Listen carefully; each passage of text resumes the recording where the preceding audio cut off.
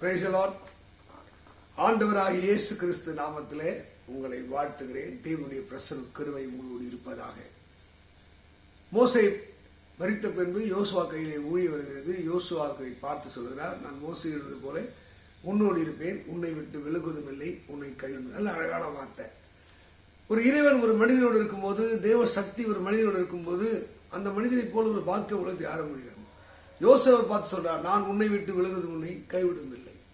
அதே தேவன் யோசுவை பார்த்து யோசுவா 1 அதிகாரம் 7 வாக்கியம் சொல்கிறார், இந்த நியாயப்பிரமாணம், இந்த வார்த்தை உன்னை விட்டு விலகாதபடி, உன்னை விட்டு நீங்காதபடி ஜாக்கிரதையாரு.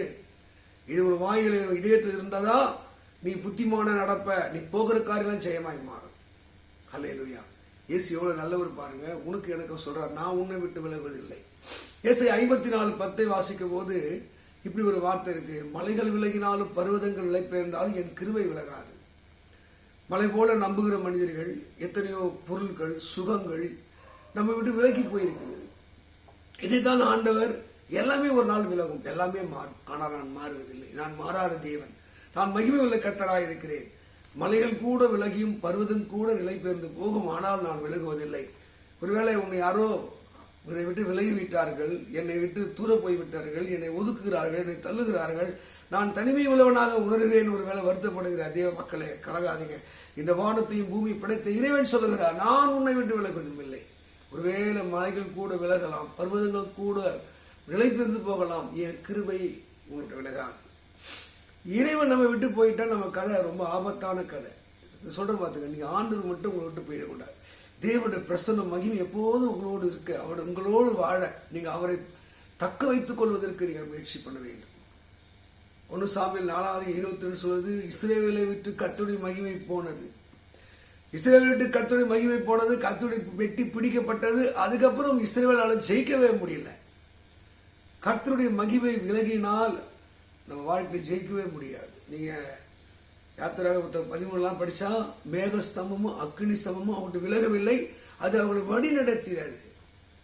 அதே 9 அதிகாரம் நீங்க நெகேமியா படிச்சா, அந்த கர்த்தருடைய மகிமை அவர்கிட்ட விலகவில்லை. எங்கெல்லாம் கர்த்தருடைய மகிமை அவரோடு வந்ததோ அவர்கள் ஜெயித்தார்கள், வெற்றி பெற்றார்கள், ஆசீர்வதிக்கப்பட்டார்கள். 1 சாமுவேல் 16:13 படித்தா, சவுலை விட்டு கர்த்தருடைய ஆவி நீங்கினார். நீங்கினா பரவாயில்ல, அதுக்கப்புறம் பொல்லாப்பு இருக்கு பாருங்க. தேவன் நம்ம விட்டு நீங்கினால் சத்துரு தானே வந்து உள்ள போதுவான். நிறைய பேருக்குள்ள போராட்டமும் கண்ணீரும் நிந்தையும் இருப்பது என்ன காரணம்? கர்த்தருடைய மகிமை அப்படி விலகினது, கர்த்தருடைய பிரசன்னம் விலகினது. இஸ்ரவேலை விட்டு கர்த்தருடைய மகிமை விலகினது, சவுலை விட்டு கர்த்தருடைய மகிமை விலகினது. பார்த்தீங்கன்னா பொல்லாத ஆவி அவனுக்குள்ளே வர ஆரம்பித்தது. தேவ மக்களே, ரொம்ப ஜாக்கிரதை. கர்த்தர் நம்ம விட்டு விலகிவிட்டார், அவருடைய மகிமை விலகிவிட்டால் நம்மால் எதுவுமே செய்ய முடியாது. சிம்சோனை போல நம்மளால் ஒன்றும் கிடையாது. அவர் பராக்கிரமசாலி, 300 நரியை பிடித்தவர், கோட்டை தாட்பாலை உடைத்தவர், கழுதை தாடிலே 1000 பேரை கொன்று தீர்த்தவர். ஆனால் அப்படிப்பட்ட பராக்கிரமசாலி நிலைமை பரிதாபம். எத்தனை பேருடைய வாழ்க்கை பரிதாபம். ஓஹோ என்று இருந்தவர்கள் வாழ்க்கை பரிதாபம். கர்த்தர் அவர்களோடு இருக்கும்போது அவர் பராக்கிரமசாலி, வெற்றி வீரன், ஜெயம் உள்ளவனாக இருந்தார்கள். கர்த்தர் விலகினான், கதையானதான். சிம்சோனை விட்டு கர்த்தர் விலகினார். ஒன்று அங்கு நியாயாதிபதிகள் 16:20 படித்தால், இப்போ தெளித்தால் மடியிலே ரகசியத்தெல்லாம் கக்கி விட்டான். அவனை விட்டு கர்த்தர் விலகிட அவனுக்கு தெரியல. என் முடியிலே மகிமை இருக்கிறது, என் தலையை சவித்தால் எல்லாம் வல்லமை போய்விடும் என்று தன் உள்ளத்தை எல்லாம் அவர்கிட்ட சொல்லிவிட்டான். அவன் முடியெல்லாம் மொட்டடித்து விட்டு அவள் மடியிலே மயங்கி கிடக்கிறான். சிம்சோனே, பெலிஸ்தர்கள் வந்து விட்டார்கள்.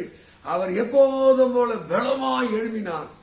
அங்கே கர்த்தர் அவனை விட்டு நீங்கினுடைய பலட்சியமாகி ஒரு குழந்தை போல அந்த பெலிஸ்தர் கையிலே சிம்சோன் மாட்டிக்கொண்டார்.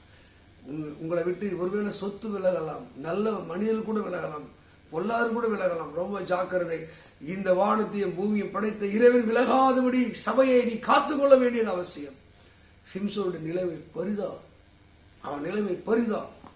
அவன் கதிர் 2 கண்ணு குருடாக்கப்பட்டது, வேடிக்கை காட்ட முடியாது. அவ்வளோ பெரிய பராக்கிரமசாலி விட்டு கர்த்தர் விலகினார். தேவ மக்களை, உன்னை விட்டு என்னை விட்டு இறைவன் விலகாதபடி நாம் ஜாக்கிரதையாக பார்த்துக் கொள்ள வேண்டும். இங்க பரிசுத்த வேதம் சொல்லுது, நாம் கூட சில விஷயங்களை விட்டு விலகணும். ஆமாவா? இச்சைகளை விட்டு விலகணும், வீண் பேச்சுக்கு விட்டு விலகணும், கட்டுக்கதைகளை விலகணும், விக்கிரக ஆவிக்கு விலகணும், பொருளாசைக்கு விலகணும், வாக்குவாதம் பண்ற ஆளை விட்டு விலகணும். அப்படி விலகினாதான் கர்த்தர் விலகாது இருப்போம். நீ வாக்குவாதம் பண்ற ஆளா இருந்தா, பேசித்தனம் பண்ற ஆளா இருந்தா, குறை பேசுகிற ஆளா இருந்தா, வீண் பேச்சுக்காரரா இருந்தா ஆண்டவனோடு இருக்க மாட்டான். தேவ மகிமையோடு சூழ்ந்து இருக்க வேண்டும் என்றால், அந்த விலகாத கர்த்தர் உன்னோடு இருக்க வேண்டும் என்றால், இந்த நியாய பிரமாண புஸ்தகத்திலே சொல்லப்பட்டபடியே நீ மேக ஸ்தம்பத்தினாலே, அக்கினி ஸ்தம்பத்தில் தேவனோடு வழிநடத்துவார். தேவ மக்களே, இதைத்தான் ஆண்டவர் அங்கே யோசுவா பேச, நான் உன்னை விட்டு விலகுவதும் இல்லை, நான் உன்னை கைவிடுவதில்லை. அந்த விலகாத கர்த்தர் உன்னோடு இருக்க வேண்டும் என்றால், அங்கே தாவீதை பற்றி, தாவீது மகனாய் சாலமோன் தன் தகப்பனுடைய அந்த நீதியை விட்டு, பக்தியை விட்டு அவன் விலகாதிருந்தான். பிள்ளைகள் பக்தியா, தாய் தகவல் பக்தியா இருப்பாங்க, பிள்ளைகள் பக்தி விட்டு விலகுவார்கள். ரொம்ப ஜாக்கிரதை. உன் பிள்ளைகள் பக்தியை விட்டு விலகி இருக்கிறார்களா, சபை ஐக்கியத்தில் விலகி இருக்கிறார்களா, விசுவாசத்தில் விலகி, ரொம்ப ஜாக்கிரதையா கவனிக்கணும். அப்பதான் கர்த்தர் உங்களோடு நிலைத்திருப்பார். யோசுவாக்கு சொன்ன வாக்குத்தத்தம் உங்கள் வாழ்க்கையில், நான் உன்னை விட்டு விலகுவதும் இல்லை, நான் உன்னை கைவிடுவதும் இல்லை என்ற வாக்கு கொடுத்தவர். நிச்சயமாய் நீங்க போகும் இடமெல்லாம் உன் தேவனை கர்த்தர் உங்களோடு வருவார், உங்களை ஆசீர்வதிப்பார். தேவனுடைய சமாதானமும் கிருபையும் உங்களை எப்போதும் நிரப்பி காக்க கடவுது. God bless you. கர்த்தர் உங்களை ஆசீர்வதிப்பாராக. ஆமென், ஆமென்.